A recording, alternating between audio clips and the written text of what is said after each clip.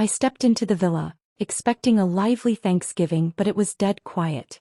The silence hit me like a physical blow. My hand still gripped the brass doorknob as I stood frozen in the entryway, my cheerful hello dying in my throat. This wasn't right. Thanksgiving at the Mitchell household had always been a sensory overload, Mom's laughter mixing with the Macy's parade blaring from Dad's too loud TV, the rich aroma of turkey and stuffing, cousins' kids shrieking as they chased each other around the dining table. But now, nothing. Just the soft tick of Dad's grandfather clock and my own shallow breathing. 5 minutes earlier I'd been sitting in my Honda, staring up at the two-story colonial my parents now jokingly called the villa, after Dad's midlife crisis renovation depleted their savings. The weather-beaten welcome sign still hung crooked on the porch, a familiar sight on Ridgeview Road, where I'd spent the first 18 years of my life before escaping to Chicago. The drive from my apartment had taken 6 hours, each mile increasing the weight in my chest. 5 years I'd managed to keep my distance, making excuses for missed holidays and birthdays. But Mom's voice on the phone last week had been different, firmer, almost desperate. "Jason, it's Thanksgiving. We need you home. The whole family will be here." I'd almost said no again. My finger had hovered over the end call button before I'd heard myself agreeing. Now rolling into my hometown had been like driving through a memory. Miller's Pharmacy still displayed the same faded since 1952 sign. The high school football field where I'd spent Friday nights not playing but keeping stats for Coach Brennan still had its rusted bleachers. Even Darlene's Diner, where I'd had my first real job and first real heartbreak when Melissa Winters chose college in California over a future with me, looked frozen in time. Only I had changed. The dashboard clock had read 3:42 p.m. when I pulled into the driveway. Strange. Mom insisted dinner began precisely at 4, and cars should have filled the street by now. Uncle Pete's ancient Buick, Aunt Cynthia's minivan overflowing with her 4 kids, Mike's sensible Subaru. But there was nothing except Mrs. Henderson's cat watching me suspiciously from next door's fence. I checked my phone. No messages, no missed calls explaining a change of plans. Just the usual overdue bill notifications I'd been ignoring and a text from Dave at the casino. "Still good for Saturday? Tables waiting." My thumb hovered over the screen before I quickly deleted it. Not the time. The porch steps creaked under my weight. Third one still loose, just like when I was a kid sneaking in past curfew. I'd arrived with a bottle of mid-range whiskey, not too cheap to be insulting, not too expensive for my strained budget, and a forced smile. The perfect prodigal son return. I almost turned around. 5 years of carefully constructed distance, of short phone calls and briefer visits, all collapsing with this return to Ridgeview Road. In Chicago I was Jason Mitchell, rising accountant with a corner office view. At least until the firm started noticing discrepancies. Here I was just Jason, Mike's less successful younger brother who'd never quite met expectations. My hand had trembled as I reached for the doorbell, then stopped. This was still my home technically. I still had the key Mom had pressed into my palm when I left for college, saying, "You always have a place here." I hadn't used it in years. I tried the knob instead. Unlocked. Now, standing in the silent entryway, my stomach twisted with an inexplicable dread. The dining room lights were on, visible through the archway to my right.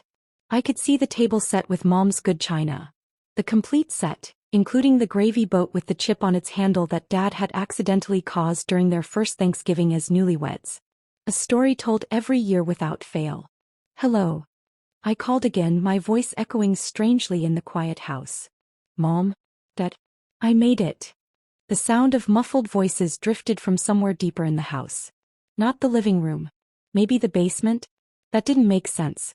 Nobody used the basement except for storage and Dad's abandoned woodworking projects. I set my overnight bag down beside the coat rack, still clutching the whiskey bottle like some talisman. The familiar family photos lined the hallway. School portraits, vacations at Lake Michigan, Mike's wedding. My graduation photo was still there, though noticeably fewer of me appeared after that. As I moved further into the house, I noticed small details that heightened my unease. The turkey sitting on the counter, carved but seemingly untouched. Plates with food but no signs of eating. A half-empty glass of wine next to Mom's usual place at the table, lipstick smudged on the rim. It was like everyone had vanished mid-celebration. The voices grew louder as I approached the basement door, slightly ajar with light spilling through the crack. I recognized my brother's deep baritone, my mother's softer tones, my father's distinctive cough. My hand hesitated on the basement doorknob. Something felt wrong about this whole setup, like walking into an ambush. The weight of secrets I'd carried these past years pressed down, heavy as stone. What if they knew? What if that's why I'd been summoned home? I drew a deep breath and pushed the door open. The basement stairs creaked under my weight as I descended into the dimly lit space. Each step felt like walking deeper into a trap. The familiar musty smell mixed with Dad's old aftershave brought back childhood memories of hide-and-seek games and searching for Christmas presents. But those innocent associations vanished when I reached the bottom and saw what awaited me. My family sat in a semicircle of mismatched chairs, their faces illuminated by a single overhead bulb that cast harsh shadows across their features. Dad in his worn leather recliner, transported down here for some reason. Mom perched on the edge of a dining chair, hands clasped so tightly her knuckles shone white. And Mike, my perfect older brother, leaning against Dad's workbench, arms crossed over his chest. They all turned to look at me simultaneously, like actors hitting their mark. No one spoke. No one smiled. What is this? I tried to laugh, but it came out wrong. Too high, too nervous. Why's everyone hiding in the basement? Where's Uncle Pete and the cousins? The whiskey bottle suddenly felt heavy in my hand. I set it down on a stack of old National Geographic magazines beside me. Mike was the first to move. He straightened up, ran a hand through his salt and pepper hair, prematurely gray at 35, just like Dad, and smirked. That same superior expression he'd worn when catching me and Liza's kids. Perfect timing, he said, voice dripping with sarcasm. Clean this up. He gestured to the table in the center of their circle. My parents didn't contradict him. Instead, they exchanged glances and, most disturbing of all, laughed. Not their normal laughs. Something bitter and resigned, like people who'd run out of better options. I stepped forward, confused, until I could see what covered the folding table. Papers. Dozens of them spread out like some macabre feast. Bank statements. Credit card bills. Loan applications. Collection notices. All with my name. My throat closed up. We were hoping you'd bring some answers along with your holiday cheer, Dad said, his voice lacking its usual warmth. He picked up one of the papers, a credit card statement, and squinted at it through his reading glasses. 7,000 at the Horseshoe Casino last month? That's quite a night, son. How did you get those? I whispered, the room suddenly spinning around me. Private documents. Things they had no right to see. My separate life that wasn't supposed to touch this one. They came here, Mom said quietly. Her eyes, usually so kind, now looked hollow with exhaustion. 2 men in suits. Very polite considering. Said they were from Midwest Financial.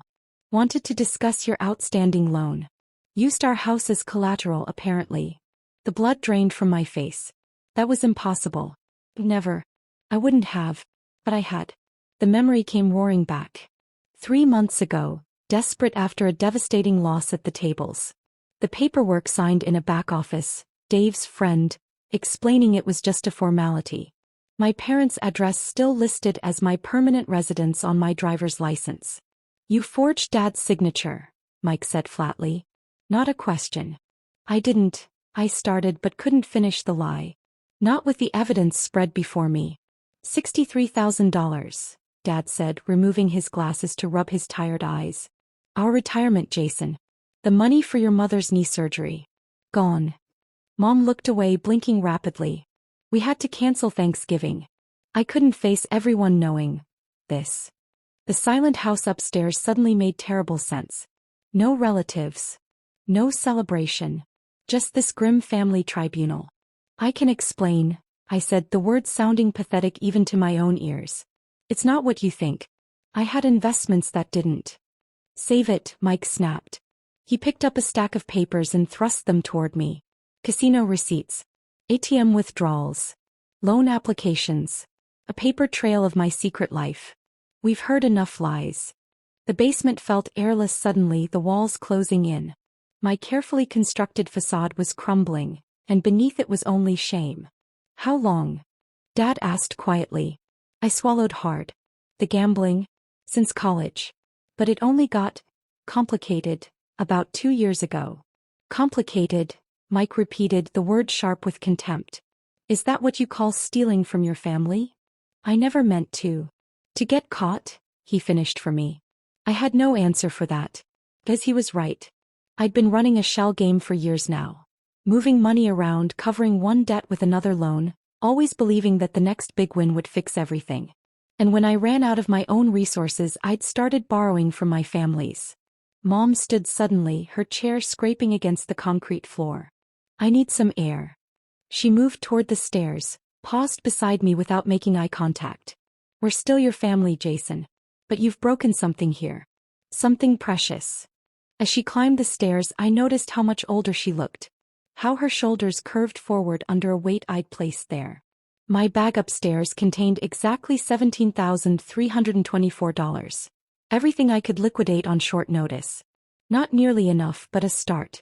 I'd planned to show it to them as a peace offering, a promise to make things right. Now it felt like trying to bail out the Titanic with a teacup.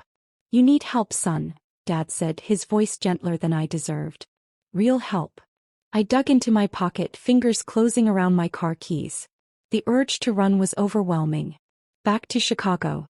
Back to the tables where, despite everything, I still believed my luck could change. Don't, Mike said, reading my thoughts as he always could. Running won't fix this. I released my keys, letting them fall back into my pocket with a dull jingle.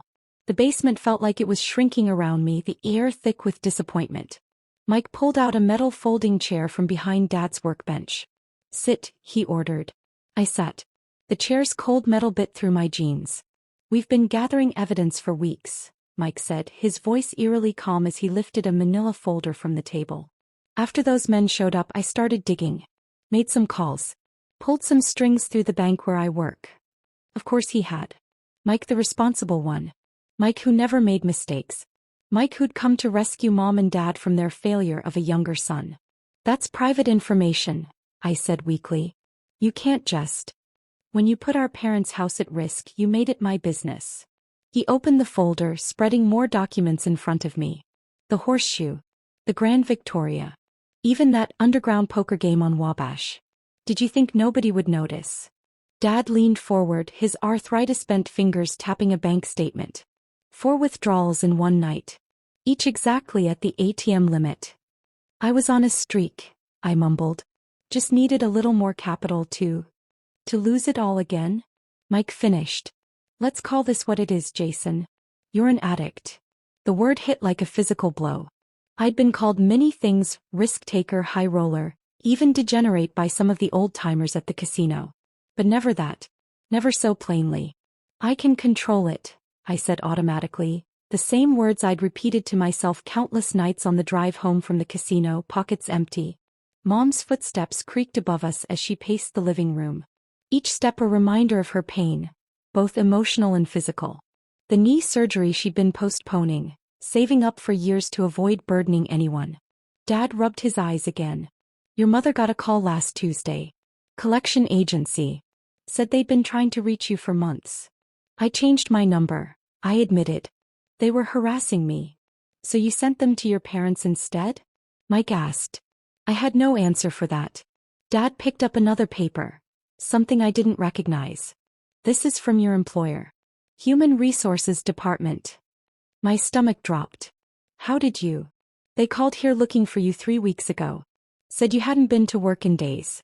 I told them you were fine, probably just sick. Dad's voice cracked slightly. I've been covering for you your whole life, son. But I can't anymore. The letter detailed accounting irregularities discovered in client accounts I managed. Funds transferred temporarily between accounts. Always replaced before monthly audits, but the pattern had finally been noticed. An internal investigation was pending. I was borrowing, I said desperately. I always put it back. Jesus, Jason. Mike looked genuinely shocked. That's embezzlement. You could go to prison. The word hung in the air between us. Prison. My career over. My life over. Mom appeared at the bottom of the stairs, eyes red-rimmed but dry now. She carried a steaming mug of tea which she set down beside me without comment. Even now taking care of me. The shame burned hotter. They're giving you a chance, Dad said, tapping the letter. Your boss, Marshall, he remembers me from the company picnic last year. Said if you come clean, pay everything back and enter treatment, he might not press charges. Marshall knows. I whispered, horrified. My carefully compartmentalized worlds were collapsing into each other. He called yesterday, Mom said quietly. Decent man. Concerned. I reached for the tea, needing something to do with my hands. The mug was one I'd made in 3rd grade, lopsided with "World's Best Mom" painted in wobbly letters. She kept it all these years. How much? Finally asked. Total. How much do I owe? Mike consulted another paper. At minimum, $117,000. The number was impossible. Surreal. I'd known it was bad, but not this bad. I'd been avoiding adding it up, focusing only on the next payment, the next win that would solve everything.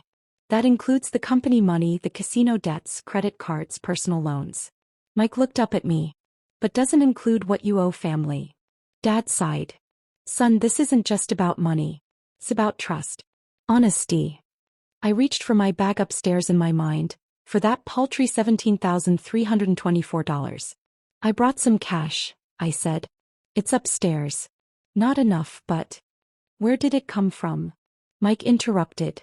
I hesitated. I sold some things. My watch. Electronics.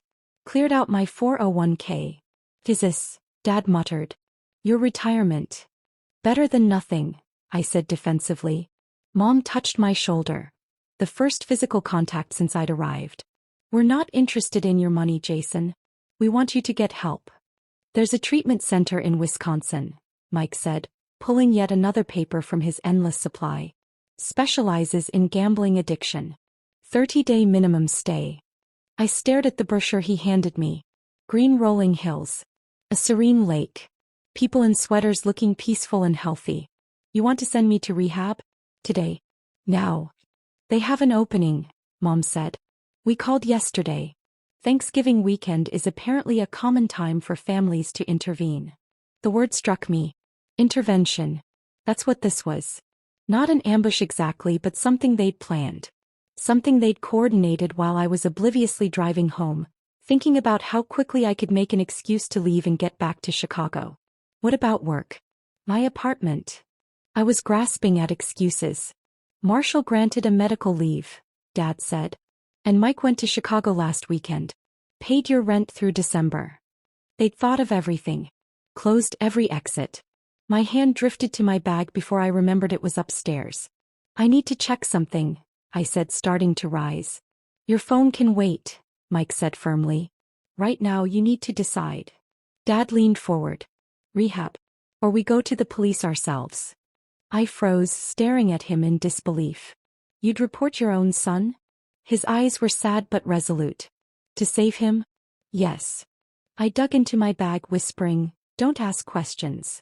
My fingers closed around the stack of cash I'd brought, all I had left in the world. But before I could pull it out, a thunderous sound shattered the moment. Crash. The front door upstairs exploded inward with such force that dust filtered down from the ceiling. Heavy footsteps pounded across the entryway floor. Mom yelped in surprise, dropping her mug. Tea splashed across the concrete. Where is he? A deep voice bellowed from above. I knew that voice. Frank Malone. Not a collection agent. Not a banker. Something far worse. Jason, Dad whispered, eyes wide with confusion. Who is that? No time to explain. I leapt up, scattering papers. Hide, I hissed. All of you. Now. But it was too late. Footsteps thundered down the basement stairs. 3 men appeared, Frank in front, massive in his black leather jacket, flanked by 2 equally imposing figures I knew only as Vic and Tommy. Happy Thanksgiving, Mitchell, Frank said, his Chicago accent thick with menace. His gaze swept the basement, taking in my family, the scattered financial documents. Family meeting? How touching. Mike stood up, instinctively placing himself between our parents and the intruders. Who the hell are you people? This is private property. Frank ignored him, eyes fixed on me. 45,000, Jason. Plus interest. That's what you owe Mr. Delgado. My mouth went dry. I have some of it upstairs. Some. Frank's laugh was like gravel. After 3 extensions? After Mr. Delgado personally vouched for you? Some doesn't cut it anymore. Mom had gone pale, clutching Dad's arm. Jason, what is this? Who are these men? I couldn't look at her. It's complicated, Mom. Nothing complicated about it, ma'am, Frank said with mock politeness. Your son borrowed money from my employer. Used this house as collateral. He pulled out his phone, showing a document with an image of my parents' home. Even provided photos. Nice place. Good equity. That's not possible, Dad said, voice shaking. We own this house outright. Frank raised an eyebrow. According to these papers, you took out a loan against it 6 months ago. Signature looks just like yours. Mike grabbed the phone, staring at the document. This isn't Dad's signature. It's a forgery. Not my problem, Frank shrugged. Mr. Delgado doesn't care whose name is on the paper. He wants his money. The room tilted around me. This was worse than I'd imagined. Not just credit card debt or bank loans. I'd borrowed from Vincent Delgado, a loan shark whose collection methods were notorious throughout Chicago. I have $17,000 upstairs, I said desperately. Take it as a down payment. I'll get the rest. We're done with payment plans, Frank cut me off. He snapped his fingers and Vic pulled out a zippered case, setting it on the table. He opened it to reveal tools that weren't meant for home improvement. Bolt cutters, pliers, a hammer. Mom gasped. Dad stood up shakily, leaning on his cane. Now wait just a minute. Whatever my son owes. Dad, please, I begged. Stay out of this. 30 minutes, Frank announced, checking his watch. You have 30 minutes to produce the full amount, or we start taking payment in alternative forms. His eyes drifted to the wedding ring on Mom's finger, the antique watch on Dad's wrist, family heirlooms passed down from my grandfather. Mike stepped forward, jaw clenched. You're not taking anything. I'm calling the police. Tommy, the quietest of the three, pulled back his jacket to reveal a holstered gun. No one moved. Police won't get here in time, Frank said calmly. And they won't find anything when they do. We'll be gone. But we'll be back. Again and again until the debt is paid. The weight of what I'd done crashed down on me. I hadn't just ruined my own life. I'd put my entire family in danger. I'll get you your money, Mike suddenly said. All of it. My head snapped up. Mike, no. Shut up, Jason. He turned to Frank. I need to make a call. I can wire the funds within the hour. Frank considered him, then nodded. One call. On speaker. As Mike pulled out his phone, I realized what he was doing. His emergency fund. The money he and Sarah had been saving for their daughter's college education. For their dream house. Don't, I whispered. Please. He ignored me, dialing his bank. This is Michael Mitchell. Account number 87294-053. I need to initiate a wire transfer. Mom was crying silently now, Dad's arm around her shoulders. Their faces reflected twin expressions of horror and disbelief. Not just at the thugs in their basement but at me. What I'd become. 45,000, Mike confirmed into the phone. Yes, I understand the fee. Proceed. Frank smiled, teeth gleaming in the dim light. Smart brother you've got, Jason. Shame you didn't inherit his brains. The humiliation burned worse than fear. I'd spent years resenting Mike's success, his perfect life, his ability to do everything right while I stumbled from one disaster to another. Now he was saving me. Receipt of transfer, Mike said, showing his phone screen to Frank once the call ended. Funds will clear in 15 minutes. Frank nodded to Vic, who closed his case of tools. We'll wait upstairs. More comfortable. His eyes locked with mine. But this isn't over, Jason. The interest keeps accruing. And Mr. Delgado doesn't forget. As they climbed the stairs, the basement fell into a terrible silence. No one looked at me. No one spoke. The only sound was Mom's quiet sobbing and the distant tread of our unwelcome guests moving around the first floor of the house. I'll pay you back, I finally whispered to Mike. Every cent. His laugh was hollow. With what? Your gambling winnings. Dad shook his head slowly. I don't even know who you are anymore, son. Neither did I. For 15 excruciating minutes, we huddled in the basement, listening to the men moving around upstairs. Cabinets opening and closing. The refrigerator door. Glasses clinking. They were helping themselves to Thanksgiving dinner as if they were invited guests. Mom had stopped crying, her face hardened into an expression I'd never seen before. Dad sat with his cane gripped tightly between his hands, knuckles white. And Mike paced, checking his phone repeatedly for confirmation of the transfer. "There," he finally said. "It's done." We heard heavy footsteps approach the basement door. Frank appeared at the top of the stairs. "Pleasure doing business with you," he called down. "We'll see ourselves out." The front door closed with a thud that seemed to reverberate through the house. Through all of us. No one moved for a long moment. Then Mom stood up. "I need to clean up upstairs," she said, her voice flat. "They've made a mess." She climbed the stairs without looking back. Dad followed, his movements slow, pained. At the foot of the stairs he paused, turned to me. "Your mother wants you to stay for dinner. After that." He sighed, suddenly looking every one of his 73 years. "After that, I don't know." When they were gone, Mike and I were left alone in the basement.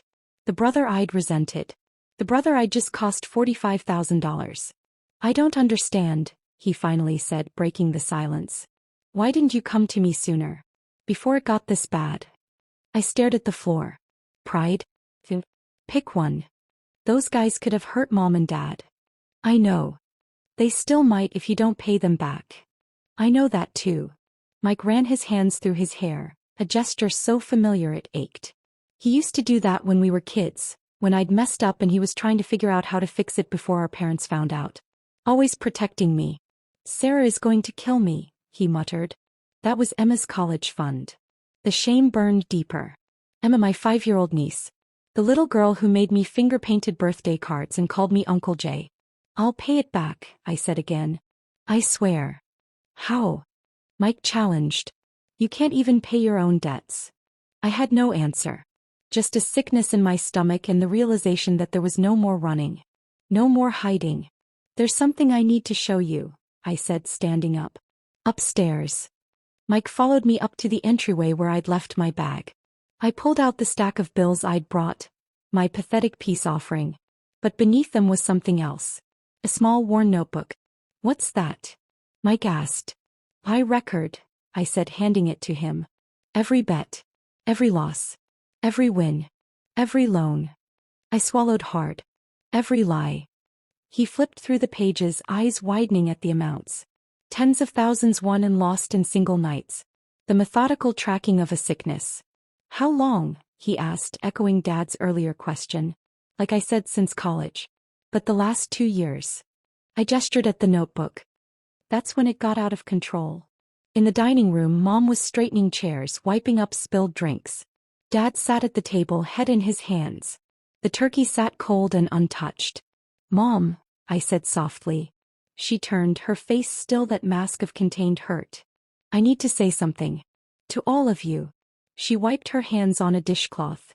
"We're listening." I took a deep breath, forced myself to meet their eyes. "I'm an addict. I've been gambling since college and I can't stop on my own." The words felt strange in my mouth. True but strange. "I've lied to you. Stolen from you. Put you in danger." Dad looked up, his eyes tired but attentive. "I thought I could handle it," I continued. "I thought I was smart enough to beat the system. But the system is designed to beat people like me." I laid my hands flat on the table to stop them from shaking. "I need help. Real help. And I'm asking for it now." Mom's face softened slightly. Dad reached for her hand. "That brochure," I said, looking at Mike. "For the treatment center. Is that offer still open?" Mike nodded slowly. "They're expecting you tomorrow morning." "I'll go," I said. "No arguments. No excuses." "It won't be easy," Dad warned. 30 days is just the beginning." "I know." I hesitated, then added, "And when I get out, I want to turn myself into the company. Pay back what I took." "That could mean jail time," Mike said quietly. "Maybe that's what I deserve." Mom shook her head. "No. Marshall said if you get treatment." "It's not just about what Marshall said," I interrupted gently. "It's about what's right. About facing consequences." A silence fell over the dining room. Outside, dusk was settling, casting long shadows through the windows. This wasn't how any of us had imagined Thanksgiving. "Well," Mom finally said, "we should eat. Food's already cold anyway." We sat down around the table, an awkward, broken family. Mom passed plates. Dad carved the turkey. Mike poured water. Such ordinary actions in such extraordinary circumstances. I don't expect forgiveness, I said as we began to eat. Not right away. Maybe not ever. But I am sorry. And I will make this right. Somehow. Dad looked at me for a long moment, then nodded once. It wasn't forgiveness, not yet. But it was acknowledgement. A beginning. One day at a time, he said quietly. That's how it works from what I understand. I nodded. One day at a time. Outside, the first snow of the season began to fall, dusting the driveway where just hours ago I'd arrived expecting a normal family Thanksgiving. Instead, I'd found an intervention, faced dangerous men, and finally confronted my own demons. Tomorrow I would begin the long road to recovery. To making amends. To becoming someone my family could trust again. It wouldn't be easy. It wouldn't be quick. But for the first time in years I felt something unfamiliar stirring inside me. Hope.